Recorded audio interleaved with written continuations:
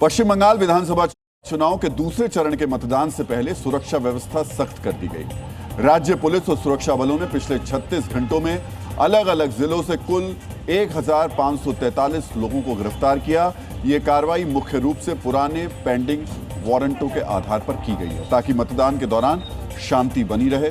दूसरे चरण के लिए मतदान 29 अप्रैल को होना है और इसके लिए चुनाव प्रचार आज शाम 6 बजे समाप्त हो गया। चुनाव आयोग के निर्देश पर संवेदनशील क्षेत्रों में तलाशी अभियान और नाकेबंदी बढ़ा दी गई। प्रधानमंत्री नरेंद्र मोदी ने चुनाव प्रचार के आखिरी दिन पश्चिम बंगाल के बैरकपुर में रोड शो किया। उन्होंने कहा कि चुनाव परिणाम के बाद बीजेपी सरकार का शपथ ग्रहण तय है। साथ ही उन्होंने बंगाल की जनता को पत्र भी लिखा। पत्र में प्रधानमंत्री ने विकसित बंगाल के लिए अपना संकल्प को दोहराया।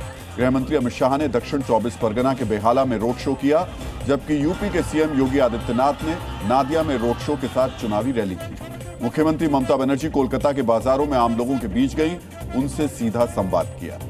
आम आदमी पार्टी के 7 राज्यसभा सांसदों के बीजेपी में शामिल होने के फैसले को राज्यसभा सचिवालय ने आधिकारिक मंजूरी दे दी है।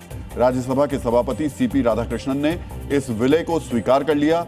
विलय के बाद राज्यसभा में बीजेपी की सदस्य संख्या बढ़कर 113 हो गई है, जबकि आम आदमी पार्टी के पास अब केवल 3 सांसद बचे हैं। भारत और न्यूजीलैंड के बीच मुक्त व्यापार समझौते को लेकर चल रही बातचीत अब अंतिम चरण में पहुंच गई है।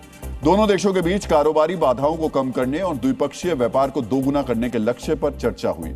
इस समझौते के तहत शिक्षा, आईटी, पर्यटन और कृषि तकनीक जैसे क्षेत्रों में रियायतें मिलने की उम्मीद है। वाणिज्य मंत्रालय के अनुसार इस साल के अंत तक समझौते के मुख्य मसौदे पर हस्ताक्षर होने की संभावना है। लश्कर-ए-तैयबा के कमांडर शेख यूसुफ अफरीदी की पाकिस्तान के खैबर पख्तूनख्वा प्रांत में हत्या कर दी गई। अज्ञात बंदूकधारियों ने अफरीदी पर उस समय हमला किया जब वो अपने घर के पास मौजूद था। अफरीदी को आतंकी हाफिज सईद का करीबी सहयोगी और संगठन के क्षेत्रीय नेटवर्क का अहम हिस्सा माना जाता था। अब तक किसी भी संगठन ने इस हमले की जिम्मेदारी नहीं ली है। उत्तर और मध्य भारत में हीटवेव का प्रकोप जारी है। उत्तर प्रदेश के बांदा में तापमान 47 डिग्री के आसपास और महाराष्ट्र के अकोला में 46 डिग्री से ज्यादा दर्ज किया गया। बिहार के पटना में लू की चपेट में आने से स्कूल की एक महिला कर्मचारी की मृत्यु हो गई। वहीं देहरादून में पहली से 12वीं क्लास तक के सभी स्कूलों को बंद कर दिया गया। आंगनबाड़ी केंद्रों को बंद रखने के आदेश दिए गए हैं। नोएडा में भी स्कूलों का समय बदल दिया गया।